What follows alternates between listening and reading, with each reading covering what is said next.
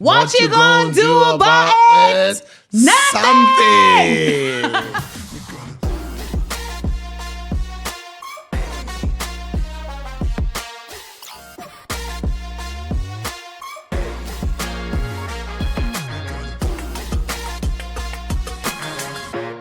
The views in this podcast are those of the hosts and guests, not the Yolanda brand. The content is for informational and entertainment purposes only, and we make no guarantees about its accuracy, reliability, or suitability. Hello, everybody. Welcome back to my Spotify channel and the YouTube channel. Today, I also decided to bring guns. Welcome, DJ Smooth. Dumelang. Grenades. How How are you? Kiteng, lekay? Lernarte. Kiteng. I'm Thank very you. loud. Hello, I don't know guys. if you know. No, I'm not aware, but I'm also loud, so it's okay. Are you loud? Yes, I mean, I come from the music industry. Yeah. Radio, TV, so But I mean, like, naturally, you're a loud person. I think I always vibrate on very high energies. My energies are very high, and I'd say, yeah, I'm loud. Because even in the studio on radio, I always full blast, maximum volume. Speakers are always high. In the house, I'm always told I'm making noise. I'm always told, even Okay. my I think daughter that's will be like, yeah. Daddy, please. Okay. No, I get Sorry, it. guys. Yeah. So All right. So I just want to find out, because growing up, I saw you. Are you mzakezeke?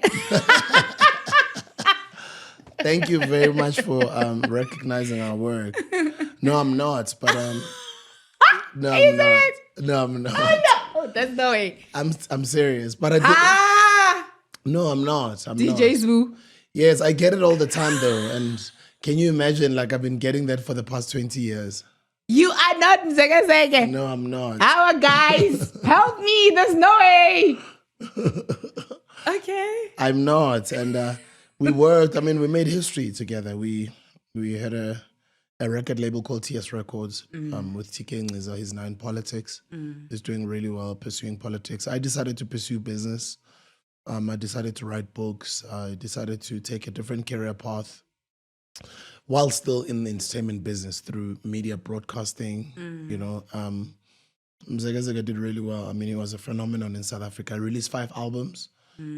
He also used his spotlight and success at the time to usher in the careers of other incredible musicians. So I don't mind people thinking Ken Mzakezeke, you know. Where is mzakezeke now? He's around, he's in Tembisa, he's in business.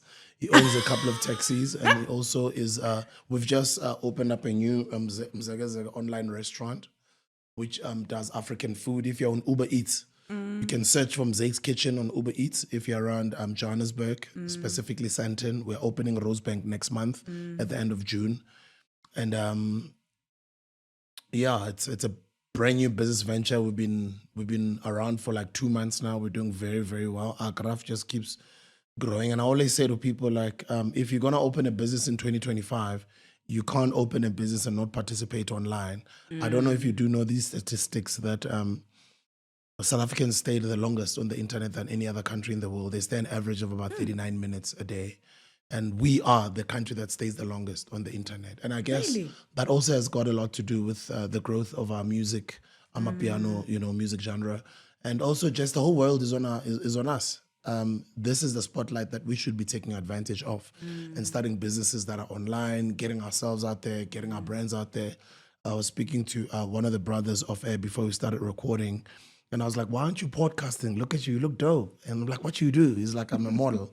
I'm like, look at you, bro. You look good. You're tall. You're handsome. Like, get yourself out there. So if you're not online in 2025, you're losing out on a really big marketplace. Yeah, you really not mzakezeke. Oh, I said. By the way, you don't mind if I open any one of these, right? No. It's I my don't birthday mind. today. Yes. Wait, your birthday was on Wednesday. Yes, so I'm But celebrating today. It's a Friday, yeah. Okay, we're shooting on a Friday. Okay. Yeah, so and every time when you open our brand, More Fire, your rappel, Someone told me that. Yeah, and then this is Bonang's brand. Okay. BNG Champagne. I'm celebrating with this one tonight. And this is our vodka brand called Loco Flame. So as we're chatting, I don't usually do this on my I don't usually drink on the podcast, but since it's my birthday, It's your I think birthday. I'm allowed to. Hi, Gay. Please tell us about, because I just want to find out, you. There was one time in your life where you were like, not that you're no longer famous, but you were like on people's mouth, like everyone was just talking about you. DJ SBU here. How was that like for you? To have the whole crowd following you at that time? It's And I think you were also managing the record label as well. You were like Yes, working there with while TK. the whole thing was happening. How was that life? it's been incredible. I mean, I think it comes with responsibility. When you're young, it can get overwhelming, and you need to remember that was before the digital social media age. So you're always on Shashu every Sunday. You're on the cover of Drum Magazine. You're on True Love. You're on His Genot or You Magazine. You're in the tabloids, and you're getting a lot of negativity. Sometimes you get dragged. You're on street polls, headlines. DJ SBU caught speeding. DJ SBU this and that. So becomes a part of your life. If you're new in it, fame can become a drug. Fame is addictive. Fame is nice. Fame is also not easy. Fame requires you to get some sort of mentorship from other people who've walked it before. That's why I always say the best coaches in soccer are people who've played football before. Okay. Fame can change you. Fame needs you to be grounded and stick to the principles and values that you were brought up by Kocheno, depending on the type of home that you come from. And I think I did really well at the time. I mean, I never drank alcohol. I was sober-minded. I was very focused. I knew what I wanted to become. I also knew that later on, as I get older, I will not be as famous as I was then at the time. I know at So some you point. knew that? If you look at some of my old interviews, you'll hear me saying, I know there's other new DJ SBUs that are coming 10, 20 years from today. So I got to make the most of this. I got to start businesses. I got to put other people on. I ran an education foundation. I organized bursaries for a lot of kids. I took people to school. I empowered people. I did a lot of work for my community. And then I also turned the fame that I got into businesses. Some of them failed. I failed many times. I made a lot of mistakes. And I also wrote books about the entire experience. I just finished writing my 4th book now. So it was really great. You can take advantage of it, or it's going to take advantage of you. Of you. Yeah. You? And what was your greatest creation at the time? Our creation, Litike, Yes. We don't even know who he is even today. Oh my God. I think our greatest creation at the time was creating something out of nothing, just coming together, young, hungry, ambitious, with dreams and wanting to change our lives, changing other people's lives, impacting other people's lives, especially not only just in the entertainment space. I think the fact that TK has always been conscious. I mean, I don't have any surprise why he's in politics today, because he's always been a conscious person. He's always instilled that type of mindset in the whole team every time when he would encourage us, inspire us as our leader. TK is 4 or 5 years older than me, as much as he was my business partner. So I believe our creation was more the opportunities that we created for other people. I just did mention earlier that we raised money. We did a lot of bursaries. We built houses for people. Some of the people that we helped are now graduates, and etc. So I think the work, msebenzi wa Modimo that we did, mmereko wa Modimo that we did, that we used that to create opportunities for people. I would say that was our greatest creation, because even today I'm no longer maybe on Friends Like These or primetime television. But like wherever I go, I still get a lot of love and recognition from a lot of South Africans. And no matter I can make mistakes and stumble and fall multiple times, but I always rise many times over. I always kind of attribute that to a lot of the positive, good work that we did in the past. So I kind of believe our greatest creation was to give back. Yes, ma'am. Yo, that's actually beautiful. I'm listening to a motivational speaker. But isn't it that they say we all minister? Nah. Yeah, we all minister in our own ways. You're a minister. You Okay. you minister through your gifts. You don't have to be on the pulpit. You don't have to be on stage and be opening up a Bible.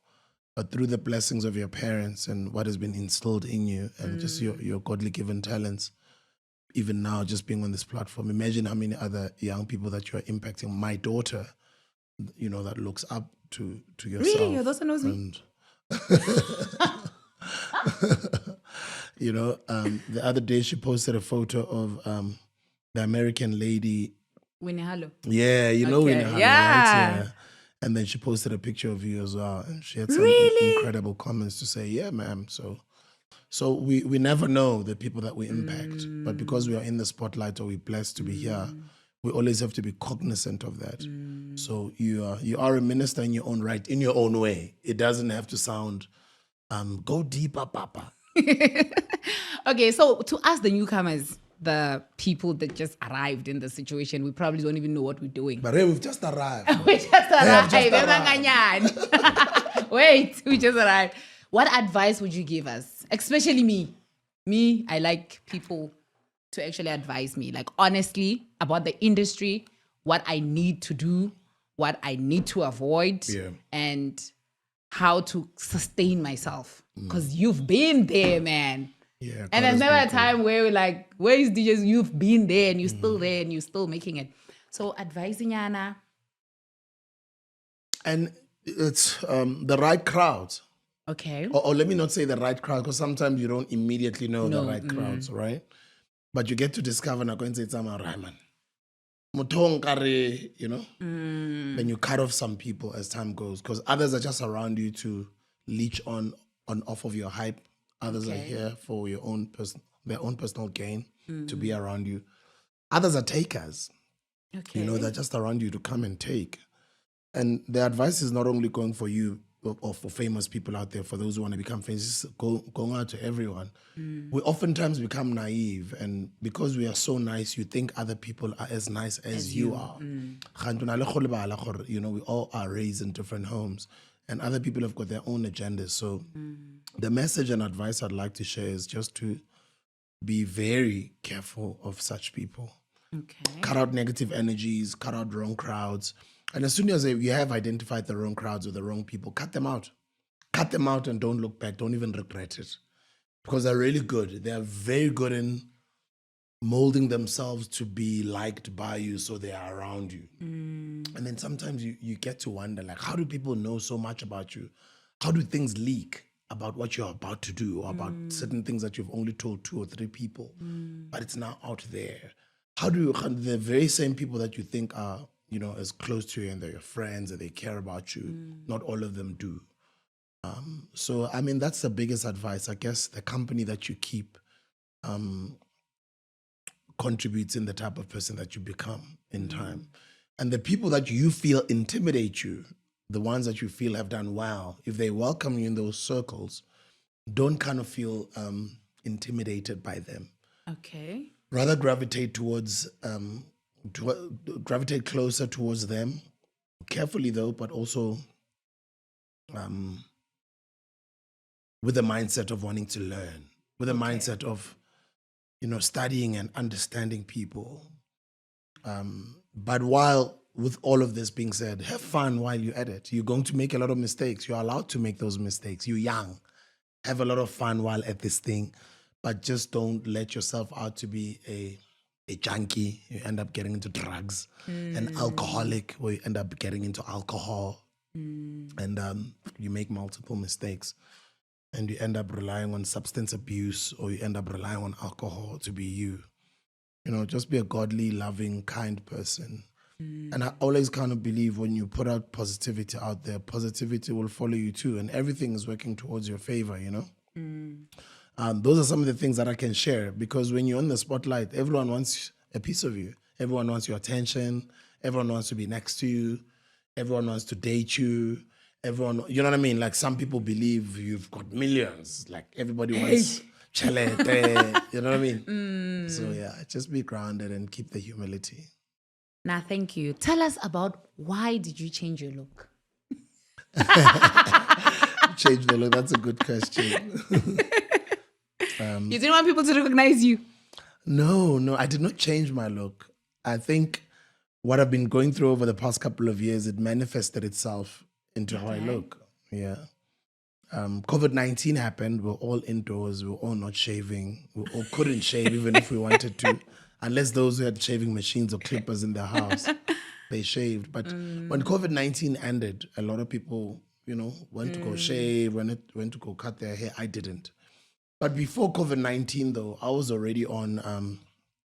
People make fun of it sometimes on social media, like, "Yeah, I'm on a spiritual journey," Okay.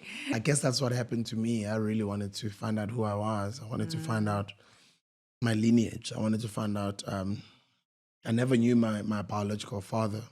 Okay. Yeah, I wanted to know where my father comes from. I wanted to know the family that he comes from. I wanted to know his father. I wanted to also know his father's father. And I wanted to know his father's father's father. And I wanted to go back as far back as I could, searching for that lineage of where I come from.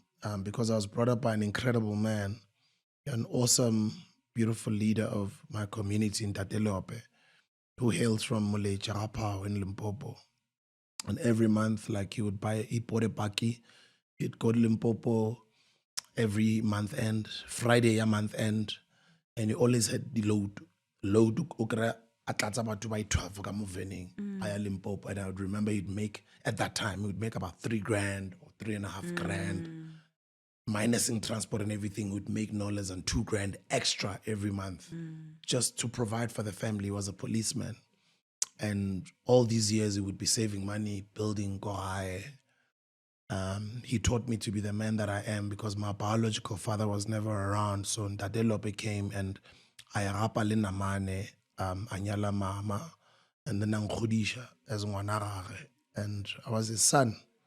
And everything I know today, I always attribute it to Ndadelope, who sadly passed and left us in 2017. My father was an incredible man. He was respected. He was very well loved in Tembisa, in Mulecha Raparo as well, and his colleagues at Rabasoto, Tembisa Police Station. Later on, he went on to work at Bedford View Police Station. He was a policeman for about 30 years. Very incredible man. Very strict, disciplined me. He instilled, the values that I have till today. But my biological father, I never knew him. When I grew up, he wasn't around, and I love Ndatelope so much so that I never felt, Like your dad is not. I never felt the emptiness of Ntate Nkosi not being around. My biological father, Ntate Nkosi, he's sadly late. He's passed. So I've lost both of my fathers. I'm only left with the mentors that I have that I consider my fathers. When Ntate Leope was in his deathbed at the Zamogutle Private Hospital, Hospital View, Tembisa, opposite Tembisa Hospital, he asked to see my daughter, his grandchild. And when I brought his grandchild to the hospital, he told me, amongst other things that we spoke about, which I do share on my upcoming book, he said to me, he's giving me the blessings. I need to go and search for my father. This is 2017. I need to go search for my father. I need to go do right by my surname because of where I come from, because I am a man. As much as he's loved me and he's brought me up, I need to go and consult the elders that come from my late biological father's family or side of the family to understand what needs to be done traditionally or according to the culture for me to go back to the Nkosi surname. And he gave me those words. He said that's what I need to go and do as a man for me to go back to that surname. And after he did that was 2017. I guess that was the beginning of my spiritual journey, because he said that, and sadly a couple of days later he passed. This is after he had also just seen his grandchild, my daughter at the time, because this is now 8 years ago. My daughter is now turning 12 this year, which means my daughter was 3, 4. She was a kid, my firstborn daughter. And then from then on, that's when it started. I I already started searching. I already started asking my mother uncomfortable questions. I already started wanting to know the Nkosi family. You know, I wanted to know where they come from originally. Originally, 5-6 generations back, they come from Swaziland. They come from royalty. They settled in Ermelo in Mpumalanga. And my great-great-great-great-grandfather was a king who ruled over a community there of a couple of hundred people, just a little less than 1,000 people. He was a king there. He's my biological father's father's father's father's father. Okay. And then he would pass a couple of decades later, and then his son also ruled over that clan. And then would also pass, and his firstborn son also, Ubab Johannes, the one that I'm talking about, first generation to come to South Africa from Swaziland originally, was Umkhulu Gedla. Umkhulu Gedla was the one who was the king, Gedla Nkosi. His son was uJohannes. That's my dad's name. Is it? Yeah. That was my father's grandfather. Johannes gave birth to my father's father, who did not want to become a king, who then moved from Ermelo to Kopitori, ko Swardam, ko Bret's side. Okay. Swardam, Bret's, the municipality that's right next to Soshanguve. They're around that area. He gave birth to my father's father, and they lived in that area for almost another 20 years or so. And then when my father was born, he moved to Johannesburg. Midrand at the time, halfway house was Nelidi farm, Nelidi Plaza. Yeah. My father loved karate. He became a black belt karate. He loved Sekhoa. He did not like Kasi. He just had a lot of white friends. I'm like, yeah, nah, you know. But he just became that guy. He worked at a farm, but he also loved motorbikes. He loved karate. He worked at a farm. He was very well built. He was a very handsome, good-looking guy, tall, fit, spoke good English, spoke fluent Afrikaans. While working there in Midrand, halfway house at the time, it wasn't as you know it today. It wasn't what it has become. It was just a farm area, halfway house. That's when he met my mother. Because my mother, they'd moved to Tembisa from Etindela. Originally, they came from Mesofia town. And then from my mother's side, her father, Manqobaganye, that's the nickname that he had, Babunkumane, was a very well-known Inyanga, who was a successful Inyanga, successful businessman. Mercedes-Benzes, Rolls-Royces of the time, suits, sharp guy, amazing guy. Gave birth to 11 children. One son who ended up in Robben Island, my uncle, Malumvusi Muzen Kumane, was a part of the PAC, spent 12 years of his life in Robben Island, and 10 girls. And sadly, out of all of those 10 girls, 5 of them, only 5 are alive today. My mother, younger sister, Mamngan Zandile, other younger sister, Mamngan Zanele, the older sister, Mamkhulu Khosi. Others have passed on. Actually, 4 sisters are remaining now out of the rest of them. So, and then they meet in halfway house in Midrand. And my mom tells me the story that she would visit him on weekends at the halfway house. That she was charmed by this guy, Obuang's Khoa, Oshapanga six pack, you know, Rata Karate. And that's how I was born. Yeah, you are. So it's been an interesting journey to learn about my history. I delved deeper into it during the lockdown. But before lockdown, I had already started wanting to learn about African history, African culture. I traveled to Ethiopia. I learned about Haile Selassie. I learned about Lucy. I learned about... No, Lucy. Yeah. Oh, okay. I learned about our ancestors, about life having begun in East Africa. Konje Lucy is the first woman that did what, Konje? I remember learning about her in school, biology. Okay, so there is something called the mitochondrial gene, the Eve gene. The Eve gene is what is found in not most humans, but in every human all over the world. Okay. The Eve gene is traced back to a black woman in East Africa. Okay. And that black woman in East Africa, they call her Mother Nature because the genealogy that she comes from, or the gene that she had, as they call it, the Eve gene, is found on everyone, on every human all over the world, whether you're white or black or any other race. Go Google that one or go research that one. And Lucy is our ancestor who's a millions and millions of years old. And they talk and share and teach about Lucy's history at the Ethiopian Museum and how human life began. If you go to Ethiopia as well, you'll get to learn that they're on a different time zone. They are using a different calendar. They're not using our ordinary normal calendar that now we're about to get into June. It's 2025. No, they never did.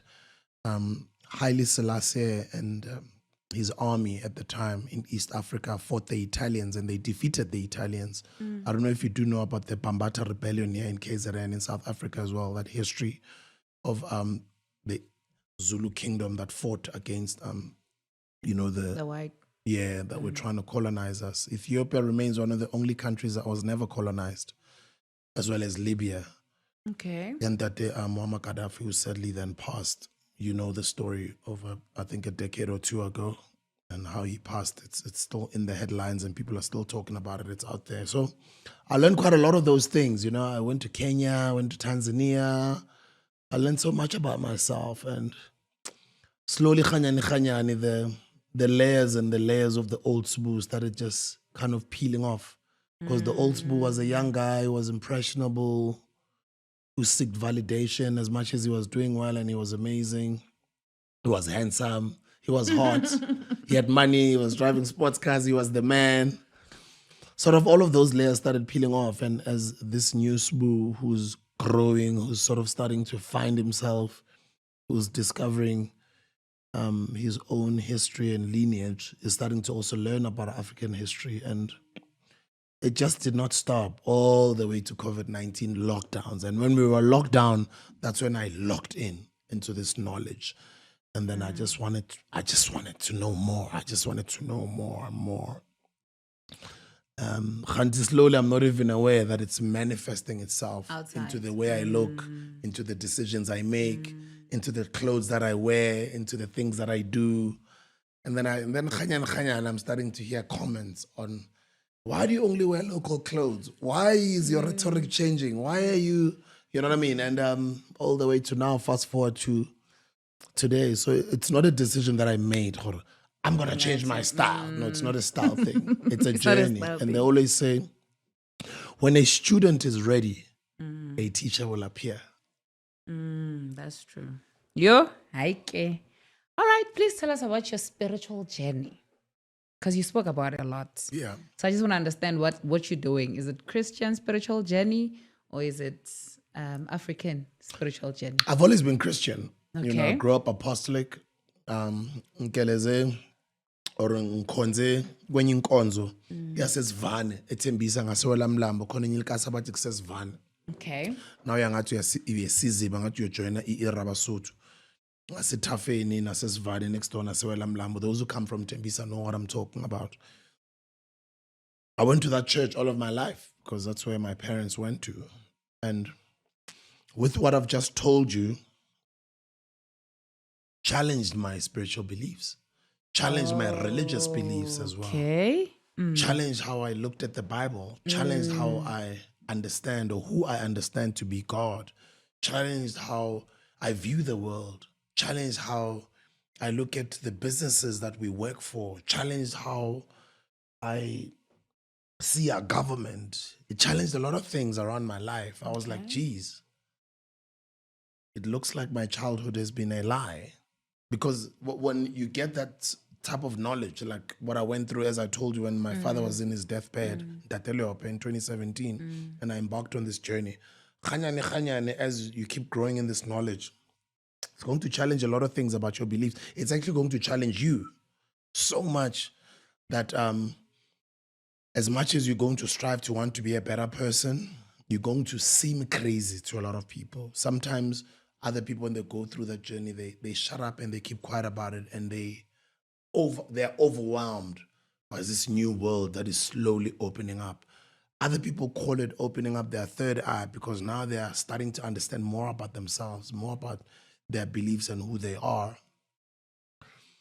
But the journey taught me that there's only one God. Okay.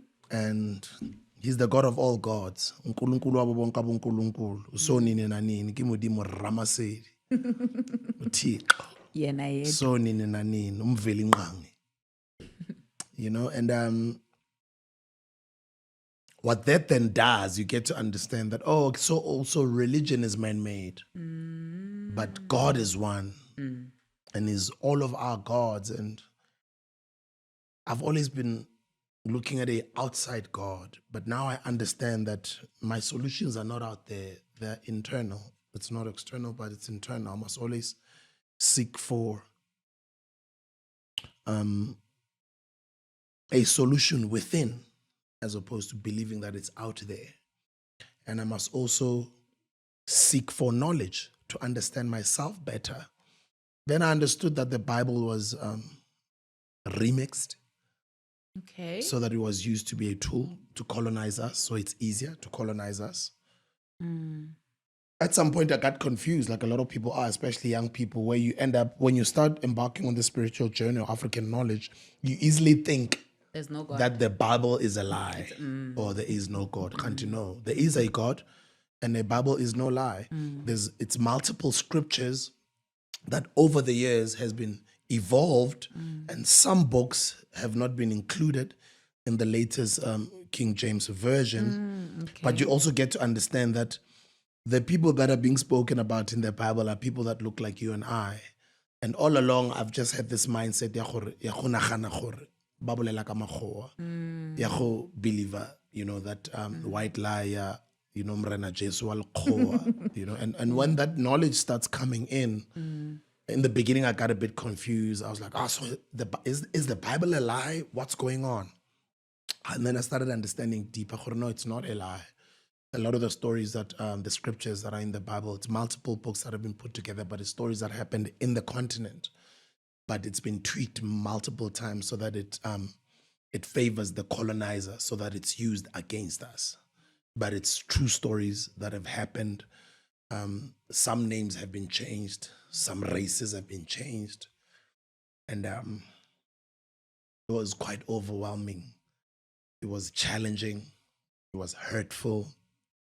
It was deep. And then it ushered me more and more into this African spiritual knowledge. And it does get confusing, but it requires us to want to go that route, to learn, not for ourselves, but for our kids. Because the longer you delay it, the more you are doing an injustice to your own children. Because as they get older, 15, 20 years from today, many people would have died and a lot would have changed, so much so that if you do the work for them or on their behalf right now with your understanding, you are making it easier for them, because you are able to understand the information and sort of make it easily palatable to them to understand. No, don't usher them into this shocking information or things that you want to teach them where you're confusing them, right, from what they're learning at school or at a Catholic school or at their Bible class. So you don't want to do that. You also want to be very careful as a parent. And because also religion is a very controversial topic, you also want to understand things thorough while you're also walking your own journey, because it's a lifetime journey of wanting to attain that type of knowledge. So I'm still on that journey. It never ends. It confuses me still, even today. I don't understand it fully.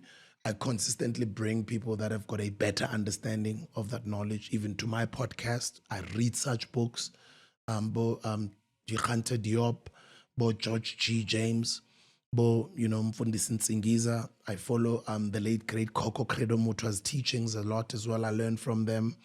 I learn from Bontate Matole Motsecha. I learned from a lot of African spiritual leaders. A lot of them might have challenging information. Some of it might not be factual or true, but a lot of it is.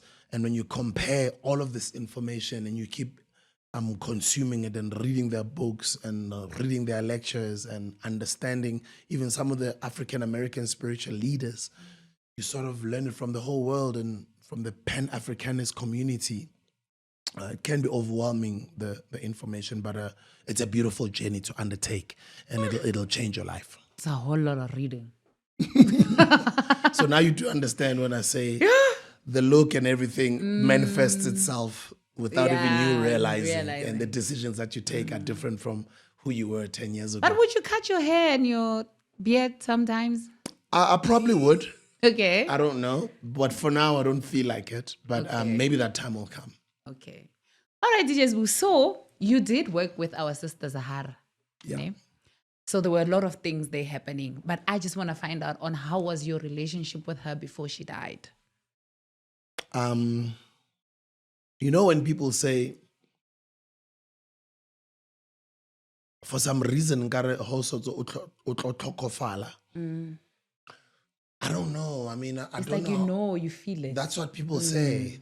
I don't know how it is like in the other side of the world, but the conversations that were happening behind the scenes without people knowing were very interesting. And the consistent reaching out to one another and slight conversations, whether over the phone or whether through TK and some of the things that TK and conversations that, you would have with her were different from what is out there. And I also understand, I mean, soccer players, celebrities, musicians are loved by millions of people. And when they're loved by millions of people, their fans and their followers are always concerned about the type of deals that they make, the type of teams that they join. Right now, Ronaldo is about to be signed to another team that they still have not announced what team it is. And Ronaldo is now 40 years old. So this is basically the last chapter of his soccer career as an active soccer player or football player. But we're all interested. We want to know. And this is all over the world. These are millions of people. It happens the same with musicians. It happens the same with these celebrities. Like, we want to know everything about their lives. And it's the same thing with musicians, And it so happens that in the music industry, the people that get to work with artists are record companies. And Renee, in our space, we had an independent record label. Okay. And the information that is not out there is that she was a raw poet who was highly talented, who started doing poetry in the streets of Epumlani in the Eastern Cape. She was discovered by Butike, my then business partner at TS Records, at a lounge or club place called Talamanca in 2010 when he was down there for the World Cup initiatives that we were doing, Fan Parks, and a lot of the work that we're doing in the eventing space. And he believed in her. Spoke to me at, in the early hours of the morning at a place that was owned by Upud Olwetu Hoyana. He now owns a place opposite McDonald's in Rivonia. It's all something, all Mayo or something. They do African food, beautiful, delicious food. But Olwetu has always been a mover and a shaker, an incredible entrepreneur in the nightlife in the country. That's where TK discovered or saw her for the first time and her talents. He was married to Sis Ntlantla Nxiza at the time, now Sis Ntlantla Mafu, the one half of Mafigizolo. She was maybe 23 at the time, turning 24. As you would know, if you're married, it's not easy to just bring a 20-something-year-old into your house and ask your wife to take her in, right? But that's what TK did. And he spoke to me as his business partner, and I had not seen her. I just heard I heard him going crazy in the early hours of the morning up until I met her and I heard her music.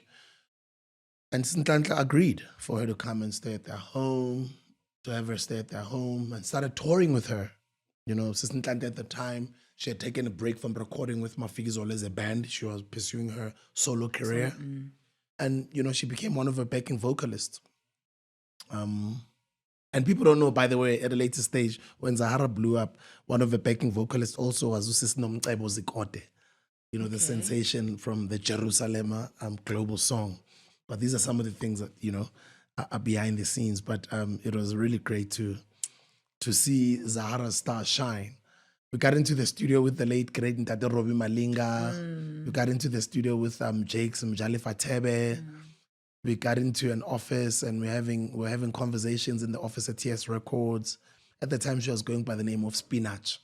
Okay. And we're just coming from the 2008 recession, the global recession.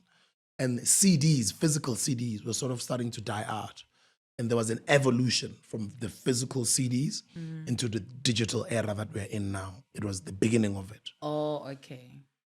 But when she came out, I mean, I think even Lynn and I had not been releasing hit music in a while. I think for 2 albums in a row, my albums were lukewarm. Okay. You know, when they're saying, this one is falling off type of thing. I mean, they were like, let's introduce it to the public through DJ SBU, you know, from the label at the time, TS Records. I think I was on Ukozi at the time, or I was at Beckett YFM, I don't remember. But I was still on Friends Like These. I mean, I was a celebrity, so to speak, at the time. I never referred to myself as a celebrity, but for because we're in the internet, for people to understand, you know, the type of influence that I held at the time. As you were saying earlier, I was big, I was huge. I had top 10 music, and I was on the biggest television show in the country. I was, you know, hosting, you know, the biggest radio shows in the country. I was gigging. I was every in weekend. high school then. Is it? Yeah. Watching Friends Like These. Yeah. So Hoping I'll be there one day. Is it? How do you apply? I do get young people today say, it's a Khudila, boss. Friends Like this. Where is it? Yo, I always wish. I'm like, oh my gosh, I'll wake up one day and they say, Yolanda, come. Zahara, yeah. Yeah. So we had a lot of fun. We recorded music. Simultaneously recording my album, Violence. Is it Violence? Oh, no, it's not Violence. It's Sound Revival. Recording Sound Revival. A lot of the songs I did with Robbie and Jakes, having Zahara's vocals was amazing. Yeah. It's like, yes. TK has always been amazing, by the way, in discovering talents. I mean, that's the reason why we've had such a successful career, all the way till today. The current biggest house song in the country is our son, Caesar Ngiza. Caesar was brought up by our sister Ngiza and TK. He's got Sakala Vuma, Oh, yeah. You know? Yeah, that, we don't stop. So. Oh, I did a challenge on the song already. Oh, is it you did yeah, it? I did. Oh, that's dope. I need to see the video. I need to post it. So, I was just amazed by this talented young sister, Bulelo Amkutukan, from the Eastern Cape, who stayed with us. They were staying in Rand Park Ridge, the west of Johannesburg at the time, in their house. Every time I'd meet this amazing young lady, I was just so in awe of how humble she was. She was learning, willing to learn, willing to serve, learn from Mrs. Ntlantla, touring with her, Mrs. Ntlantla teaching her how do you handle the media, how do you speak on interviews, how do you handle the mic when you're on stage, how do you handle an audience, so much so that she slowly started introducing her in her sessions or in her gigs, and she would step back and give her an opportunity to do 1 or 2 songs, and she would tell them, this is Spinach, this is Spinach. This is before we came up at the office with the Zahara name, which meant a blooming flower. That was the beginning of her career. And then when I put out my album in 2011, after I had been putting out, maybe 2 of my previous albums had been lukewarm, maybe my last hottest album was Violence. That had about Remember When It Rained, about Everything Happens for a Reason. The 2 albums after that were sort of, and then up until I recorded Sound Revival, and my first single was Lengoma. Kurum kum kum, kurum kum kum, abantu dala benvalele. I played that track. You were at my show last weekend. Oh, yes. My cousin's show, where I was playing. Yeah. You Could hear the crowd sing along. You know? Footing ya bonisa. You know what I mean? That song became an instant hit. You know, like Caesar's song? Do you know that this time, last month, Caesar's song was not out? This time, last month, that song was not out. That song is 3 weeks old. It's 3 weeks old. That song is 3 weeks old. It's on 2 million views on YouTube. It's got over 5 million streams on Spotify. On tweet, I mean, it was not out. It was not. This song is 3 weeks old. So it's a similar situation. So when I put out Lengoma becomes an instant hit. And then the audience, remember there's no social media at the time. The audience says, SBU, we know you wena man. Wa re bora ebile. Ke mang o opelang ko pineng ela, you know what I mean? And that's what we wanted. And then that's what we wanted because we knew that we were working on her project. So we needed my influence or celebrity, for lack of a better word, to introduce her into the market. Okay. That's how it works. Nice. Yeah. Okay. The song becomes a hit. People want to see who's singing there. We do a music video. Hardly a month later, the song becomes global. The song goes to Nigeria, Kenya. We're getting calls from all over the continent. And Lynn, now as an artist, if you've had hit songs and your previous 2 albums were a bit lukewarm. And then now you're like, I'm back. I'm back type of thing, right? So I benefit, she benefits, our record label benefits, you know, and then we achieve our plan, what we wanted to do. I always said TK has always been an amazing strategist. And then people don't know that we've got this project that we are working on. People are going crazy over this. That, they don't know what we have that's coming. A grenade. As people are going crazy over this one, and albums are not selling anymore, Reliable Music Warehouse is closing down, Musica is not doing as well anymore. We drop Loliwe. Yo, that album was a hit. Even today, when I play those songs, I kind of cry. Loliwe blows up immediately. The whole album. You know, people will have one single blow up, maybe 2 singles. Zahara's album immediately blew up everything. Because then now people put a picture, oh, that's the girl who's singing on the, and TS Records. And then she did a platinum in like less than a week. She did gold in a few days. She did platinum. And in about a month, she was already on Mama Brenda Fassi's record.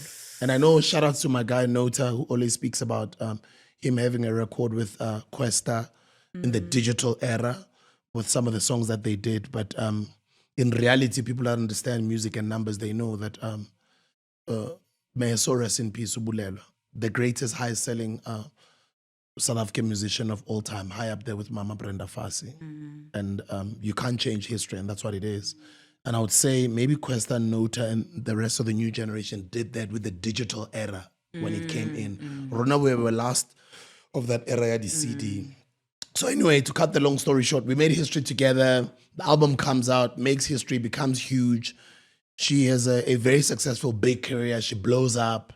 And as you would know, I mean, none of us are taught at school as to, you are going to become famous. This is how you must handle fame. I did speak about fame earlier on. And throughout our journeys, we're going to learn a lot of things. We're going to make a lot of mistakes. We're going to have a lot of some people around us. And sometimes if you're a record label or you're a soccer team and you're responsible for soccer players or young people who work with you, you can never really necessarily protect them from everything. You know, they'll hang out with whoever they want to hang out with.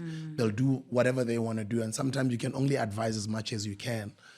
And when things start getting out there and narratives start getting created as to you guys are evil and people start to, you know, divide you and make you go against each other, you can't control that. But for me, on platforms like these, whenever I get a chance, I have to mention the history, the incredible history that we made. We changed the game. It was the end of the CD selling era. And it also gave confidence to a lot of musicians that actually CDs still sell. And as we're evolving into this new era of digital streaming, this was before streaming. Streaming was just about to start. Yeah, you know, we put up all these records up there and we filled up Carnival City, sold out, you know, over 10,000 people and all these shows that she was doing, arenas, tours.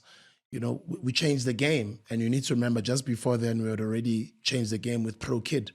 Linda Mkize, Kabazela, may so rest in peace, the greatest South African lyricist of all time, the #1 on every hip-hop artist top 5, dead or alive. I know it's a consistent conversation that goes on all over the world, international, local rappers. But those who know, the real ones know that Pro is #1, whether they like it or not. And I know this part will get clipped and it'll be everywhere. And some people will oppose me and say I'm lying and they don't agree and whatever. Whether you like it or not, deal with it. Pro is #1, right? So you need to remember, I had a successful career. Pro had a successful career. Brandesh had a successful career. Zahara had a successful career. Mzakezeke had a successful career. Ntando had a successful career. So, you know, I come from that label. I come from multiple successful projects through the hard work that I've put on. Sadly, in the last days of Zahara's life, the narrative out there is that we are evil, we did bad by her, and I'd like to differ. She owns her own publishing. Her family will forever benefit out of her music because she owns her own publishing. And a lot of the musicians and record labels that get to comment about these things, they themselves rob artists of their own publishing. So do give artists their publishing. Let artists own their own publishing so that even when they are no longer around, musicians don't die. We're immortal. The day you hear that I've passed on, I have not passed on, you'll forever hear my music. You'll forever see my videos. It's even worse now that I podcast, I do videos, I'm on radio, I'm filmed every day. I'll forever live on. People will forever see my videos. So I'm never going to die. Musicians don't die. Till this morning I was listening to Zahara. Like she hasn't died, right? Her music lives on. So her family will forever get paid. Sadly, she had just gotten married. She was, in her next chapter of her life. Sadly, she passed without having any children. But her children would have benefited through the incredible catalog of music that she created. Till today, they'll forever benefit and earn out of that publishing, which a lot of musicians, record labels don't take serious. So do get your publishing. Do get the right advice as to registering and owning your own publishing company so that whichever song you participate in, when you get to notify needle time, composing of works, the melodies that you put on, the producing that you do, you own a piece of every song that you participate in, and which is what we did. And what we did as a label as well, we made sure that she gets paid directly, which labels don't do. Labels are paid when you do partnerships with major labels. They pay to your independent record label, then you pay the artist. But we did it differently. The deals that we did, we made sure that they get paid directly. It was due to us, comes to us directly. You can go to Universal, go check your black and white over there. And I think we did right by her. I think we changed her life. I think we contributed to her family. And I think we did right by her legacy as well. The fact that she owns her own music, she owns her own publishing, and her family forever benefits. And, they get checks, twice every year, just like any other artist, whenever royalties come out. And that is on behalf of Universal Music that handles that department. And then her publishing, you've got, so Universal handles the royalties for the streaming of the music, and then Share Music handles the publishing for her publishing. Not only her, all other artists that we've worked with. So despite all the narratives that are out there, I think, we contributed immensely in the arts and culture in this country. We changed a lot of lives. We inspired a lot of people to own their own labels, do their own thing, be their own bosses, believe in themselves, and be leaders in their own right. And that's why even when I evolved from the music industry into studying all these other things, I've just always preached that type of message. Okay, thank you so much. Please tell us about your business. How was it for you to transition from all of that and come and be a businessman? Wow, I think you did everything. TK taught me. My mom taught me from the early days, Spana ko spaza sa ko dladleng, o paisa ra, o paisa matsere, ne ke paisa ko dikarong, ke rekisa ko di taxing, ko di renkeng, ngithengisa my cell phone, eskela, I've always just been somebody who sells. When I do videos and I'm selling in the streets and people hear my language on how I communicate with ordinary South Africans, you can tell that I'm a street guy. I'm very streetwise. I'm street smart. And it helped me quite a lot maneuver in my career in the entertainment industry because I'm able to, interact with the South Africans of all ages, from the professionals, the rich guys, the elites, the educated people, the boardrooms, all the way down to your ordinary street vendor and Bachitako Strating. I'm that guy, right? So you can tell that one has got that gift of being able to interact with every South African. So that's where business starts. Business starts from when you're young. We need to mentor our kids into being involved in these things that we do. It's a Friday today. My daughter was at school, but if it was a Saturday, I probably would have her sitting over there watching this podcast. Tomorrow I'm doing a seminar, a property seminar, and she'll be there next to me watching everything I'm doing. Sometimes she's bored. She's on her phone. She doesn't understand what's happening. Why am I here? But those are some of the things that we need to do, right? So little did I understand. That's what my parents were doing for me. That's what my mother was doing for me. So I grew up in it. So evolving into business, transitioning from being in the forefront in the entertainment business, I think it wasn't easy. But it was a natural progression because I wanted to share everything that I had learned during this entertainment lifespan that I've had. And I also wanted to learn more. I wanted mentors myself. I wanted to become a fully fledged business person. I wanted to understand business. How does it operate? And it's brought me to now. We started the first Black-owned energy drink in South Africa. It was 33 when it started in 2014 when we launched. Today is 2015, and we're number 5. One of the fastest growing in the continent. We're the fastest growing officially in South Africa. It's now in every province. Thank you, Mudimo Mokholo. Yeah. It's still not everywhere. It's still growing. Now, there's still room for more growth. We've done really well with this brand. I mean, street corners all over the country, you'll see it. It's now become even very normal. So much so that even the new generation even doubts if this is our brand. Like, are you guys fronting as yours, which is cool, right? So because some of them, they were not there to see the growth of it. Maybe they were too young to understand. But now it's unfathomable that these guys have built this. But what I loved about this journey and this experience was a painful one. It wasn't easy. It inspired a whole lot of other people as well to believe in their own creations. You know, God says we are made in his own image, in his image. Genesis 1, verse 1, speaks about a God being a creative who created heaven and earth. And if he says we are created in his likeness, it means we are creatives, all of us. It means you are like him. Yeah. So why don't you exercise that gift that is given you, that you are like him? I'm actually reading something, and that's what that guy said in the book. They were like, you are a creator because you are exactly like God. So whatever you want, just speak it, say it, believe in it, start. That is so true because it's in the word, right? He said, let there be life. Let there be this, let there be that. And that's who we are. I'm very careful about some of the things that come out of my mouth. That's why it's very rare for you to hear me say negative things about anyone or even prophesy negativity about myself because I understand the power of the word. And just also believing that I'm great. I'm amazing. Like I'm the greatest to ever do it. Well, you are. That's what every human being needs to believe about themselves, right? Yeah. So we created this. This has been amazing. It's been growing. Bonang created this, you know.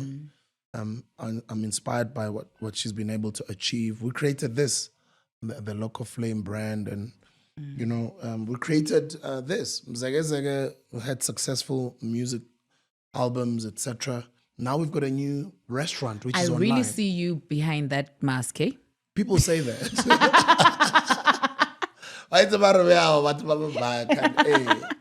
You know, but I love the fact that it's an ongoing conversation in South Africa.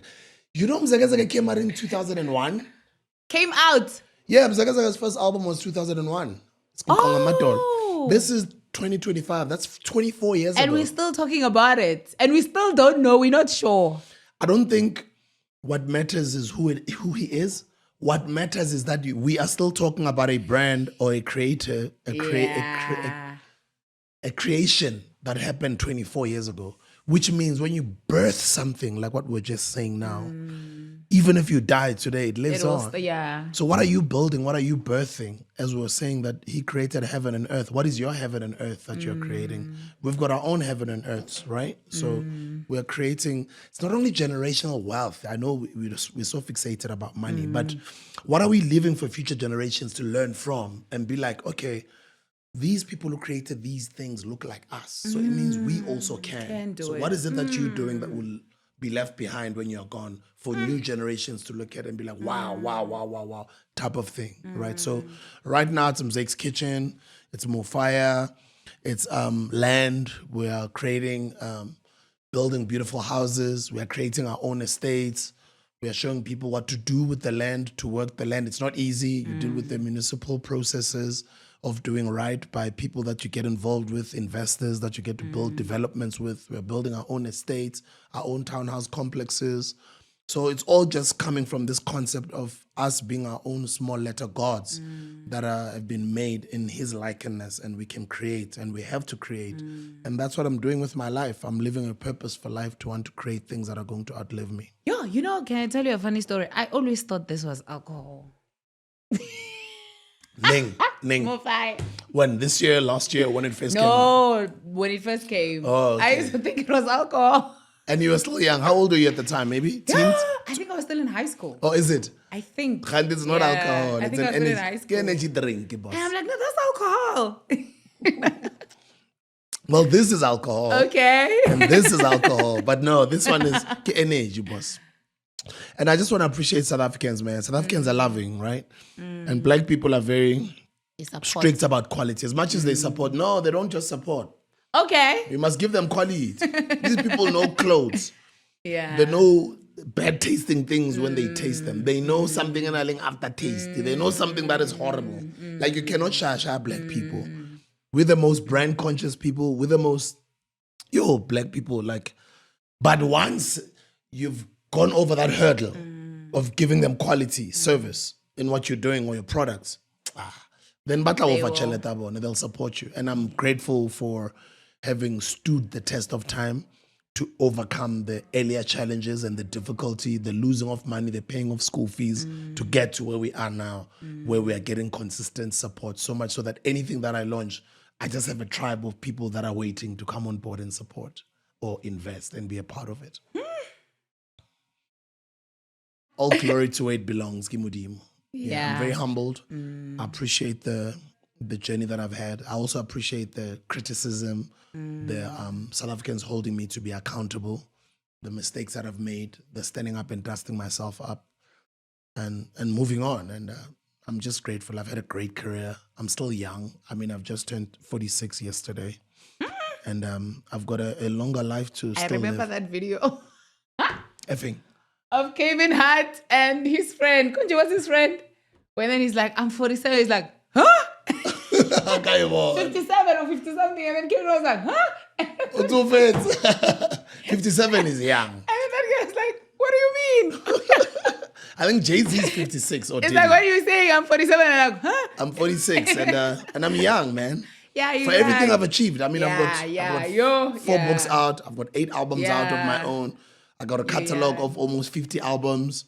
I've got multiple awards. I've got over 30 awards. I've got Entrepreneurship awards. I've got Social Responsibility awards. I've got music awards. I've got broadcasting awards. I'm on a national radio show right now, national radio station 2000. I've hosted the biggest game show in the country for 10 years. You know, I've got businesses that I'm a part of. I've changed people's lives. I'm an institution, and I don't say it from a point of arrogance. It's always just grateful and being aware what you've been able to do. And sometimes once in a while, you must remind people. But then, I think I have a question now. Why are you not married? What makes you think I'm not? I didn't say it. I Googled. It doesn't have to be on Google. What makes you think I'm not? So you are? I didn't say I am. Okay. Are you married? What makes you think I am? I'm asking. I don't have any wedding ring. But you just answered like you are. I'm asking. I didn't answer. But you can ask a question with a question. It's not a question. Okay, answer my question, then I'll answer yours. I just did. Are you married? I just did. Okay, are you married? How? What makes you think I'm not? That's your answer. What makes... no, that's not an answer. Okay, I start. I don't like a speed. Yeah. Okay. Unyet. Kimang aiteng akanyala. It's not there. I don't see it anywhere. That's why I'm asking. And does it have to be somewhere or everywhere? Okay, are you married? Yes or no? But I've just answered you. No, you didn't. No, you didn't. No, I'm looking forward to that day, though. You know, I'm looking forward to it. Okay, then you're not. I didn't say I'm not. I didn't say I'm not.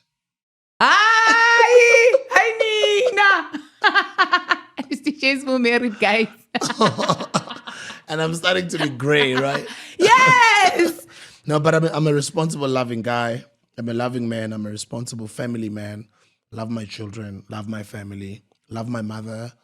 Love the people that I mentor. And I've had a great career, and I'm always appreciative of, you know, the love that one gets from South Africans. But also with the opposite sex, young guys we have to build families. We have to build a black family. The black family has always been under attack. They've always been trying to separate the black family because they know. What is the black family? The black family is love. It's black love. It's us coming together to build a family solid that inspires our youth, that inspires our children, that builds generational wealth for our children, that cares for our community, that leads by believing in God and lives by godly principles, that gives back, that builds wealth around their family, that builds institutions or trusts or, through different means of getting professionals to assist so that this wealth is passed on to our children, but also that black guy and a black girl coming together to become husband and wife, to build something solid for our community. That's where it starts. And then it trickles down to the community, the kasi, the city, the village, the province, the country, the nation. And I guess we look at it from the nation. We're always waiting for answers from politicians, but it starts in the black family. And the black family has to be guided by God. Oh, thank you so much. I wish we had champagne glasses so we could pop the champagne. This is Bonang's champagne, and this is my gift to you. God bless you. Thank you. Mugao, thank you so much. Okay, thank you. May God bless you and congratulations with everything you've achieved. Thank you. Yeah, please. You guys inspire our children, and we pray for your success and your protection as well. No, thank you so much. Thank you so much for coming and for sharing and for giving us. I believe you gave us everything. Honestly. Yeah, Jesus. Some of the things that I spoke about here, I have not spoken about it anymore. So you're probably going to have some nice quotables. You're going to have some nice clips here. Thank you. That was beautiful. And I also want to take advantage. Thank you for allowing me to speak up, especially the spiritual part. It's some of the things that I did not, or I have not had a chance to properly share. But I think I also took advantage of this moment to sort of share as much as I could, and you've allowed me to. No, thank you so much. And we're going to come to your podcast now. Oh, yeah, let's do it. I want him to come through as well. He doesn't want to come on camera. He's going to be there. I'd love for him to come through. It's done, by the way. No, he's going to be there. No, thank you so much. And this is how we close it. So we're going to say, what you going to do about it? Nothing. You have to say that. Okay. It's a must. So I'm gonna say it now? No. Okay. So I'm gonna cue you to come in. I think that's the right, yeah. So thank you guys for watching, and please do subscribe to my YouTube channel and Spotify, and do comment. Tell me what you think about today's episode and what is it that you guys want to see more, and give me everything that you want me to do, all the nice and whatever things, all the critics. Everything is welcome here. Thank you so much, guys. And this is how we close it. What you gonna do about it? Nothing! Something!